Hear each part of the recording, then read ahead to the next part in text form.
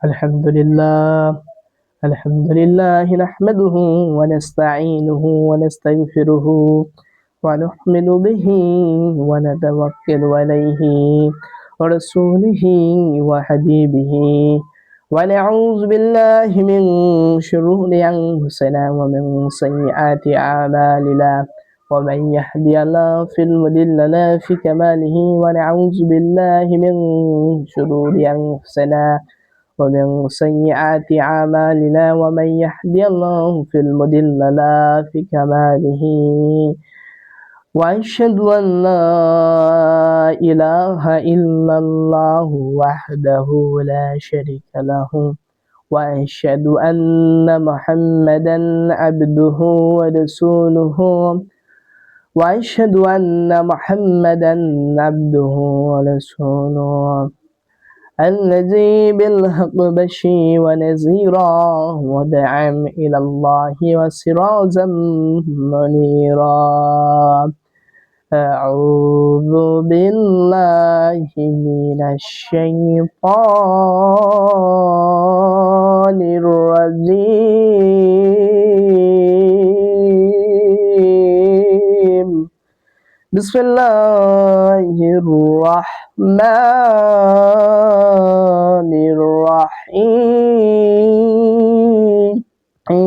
الرحيم إن الله وملائكته يصلون على النبي يا أيها الذين آمنوا صلوا عليه وسلموا تسليما يا اللهم صل على سيدنا مولانا محمد وعلى آل سيدنا مولانا محمد দানে মাটি বামে মাটি মাটির হবে বিছানা আসো একা যাইবা একা সঙ্গে কেহ যাবে না আল্লাহুম্মা সাল্লি আলা سيدنا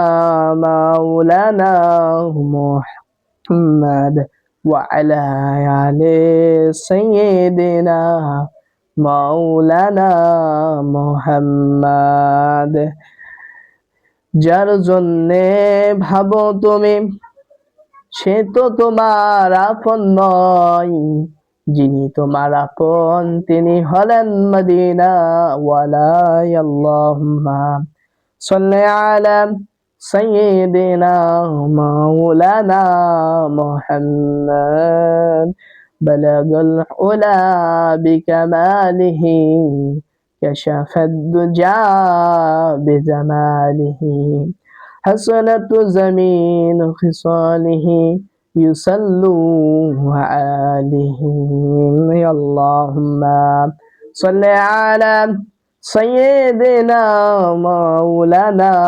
محمد وعلى آل سيدنا محمد আলহামদুলিল্লাহ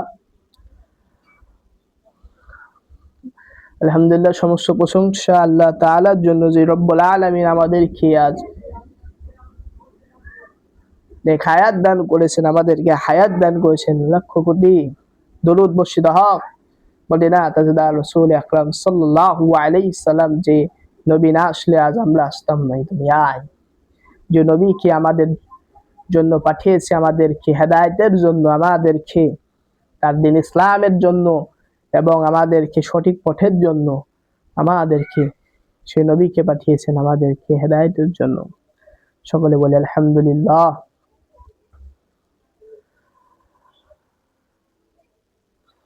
একমাত্র আল্লাহ তাআলা সন্তুষ্ট অর্জনের জন্য আমাদেরকে দুনিয়ায় পাঠিয়েছেন আল্লাহ রাব্বুল আলামিন আজ আমার ভাইরা মনোযোগ দিয়ে শুনবেন আল্লাহ রাব্বুল আলামিন আজ আমাদেরকে এই দুনিয়ায় পাঠানোর একটাই কারণ তার সন্তুষ্ট অর্জনের জন্য তার এই দুনিয়ায় তার প্রশংসার জন্য তার সমস্ত হামদের জন্য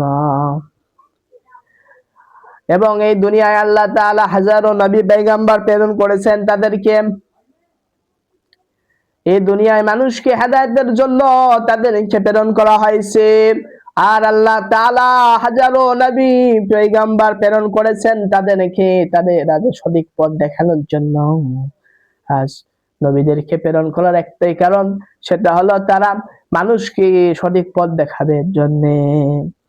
আল্লাহ তাআলা তাদেরকে আল্লাহ তাআলা কিয়ামতের দিন আল্লাহ তাআলা প্রত্যেকটা নবীকে দাঁড় করাবে আর বলবে, তোমার উম্মতেরা কি তোমার কথা শুনেছে, তোমার দেয়া পথে চলেছে?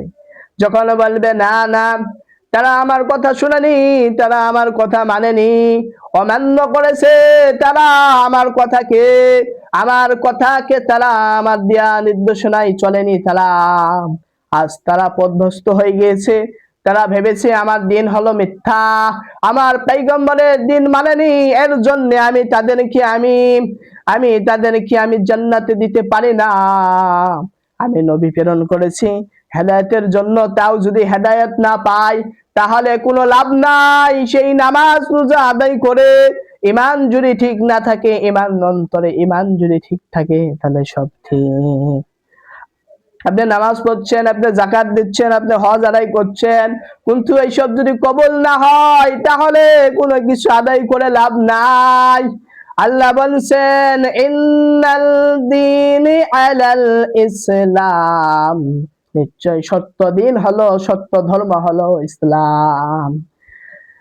যদি কোনো মানুষ যদি বলেন ইসলাম হলো সত্য দিন নাম, ইসলাম সত্য ধর্ম না, ইসলাম মিথ্যা ধর্ম, তাহলে তার ঈমান থাকবে না।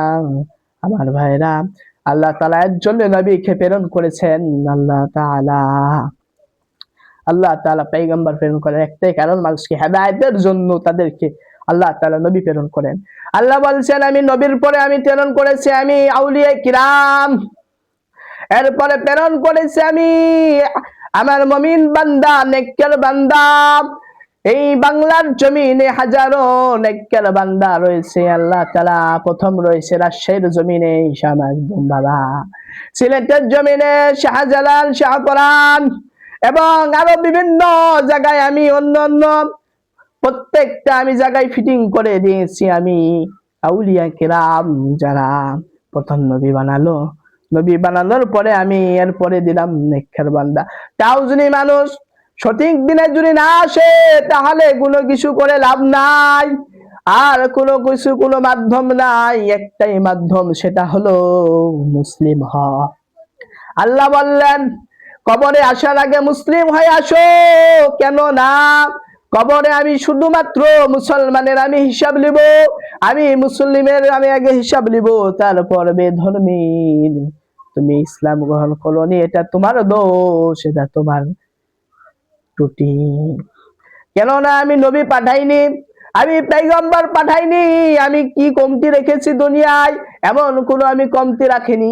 আমার নেয়ামত খাও, আমার সবকিছু খাও, আমার রিজিক খাও, তাও তুমি আমার সাথে গুস্তাগি করো, ওই মাটি পূজা করো, ওই মূর্তি পূজা করো, ওই গাছ পূজা করো, ওই গাছ তোমাকে কিছু দেয় না, ওই মাটি পূজার ও মাটি তোমাকে কিছু দেয় না, আমি আল্লাহ দিই।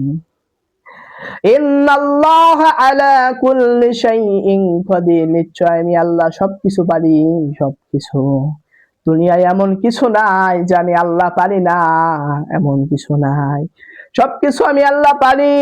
আমি আল্লাহ চাইলে একটা সুসের যেই ছিদ্র থাকে এই ছিদ্রের ভিতরে এই দুনিয়া ঢুকিয়ে দিতে পারি। আমি আল্লাহ চাইলে এই দুনিয়াটাকে আমি ধ্বংস করে দিতে পারি মুহূর্তের ভিতরে, কিন্তু না, আমি আল্লাহ তাআলা আজ ছেড়ে দিচ্ছি। কেননা আজ ছেড়ে দেওয়ার কারণ হলো আমি কাল কিয়ামতের দিন পাই হিসাব আদায় করে দেব। বলা হয়েছে, মুহাদ্দিসে কিরামরা বলেন আল্লাহ যদি মানুষকে যদি ধরা হয় হিসাব দিতে গেলে সে ফেঁসে যাবে দুনিয়ায়। সে হিসাব দিতে গেলে বলা হয়েছে 1 বছর আগে কি খাবার খেয়েছে সে হিসাব দিতে পারবে কিনা তা জানে না, তাহলে সেই সারা জীবন যা আল্লাহর রিজিক খেয়েছে সে হিসাব কেমন করে দেবে কাল কিয়ামতের দিন। আমার ভাইরা লক্ষ্য করবেন, মনোযোগ দেবেন। আল্লাহ রাব্বুল আলামিন বলেন, ইন্না ফি লা ইয়াকসিফুকুম লা ইয়াহাসিবুকুম। আমি আল্লাহ তাআলা যদি কাল হিসাব নিই, আমি আল্লাহ তাআলা কাল যদি হিসাব নিই,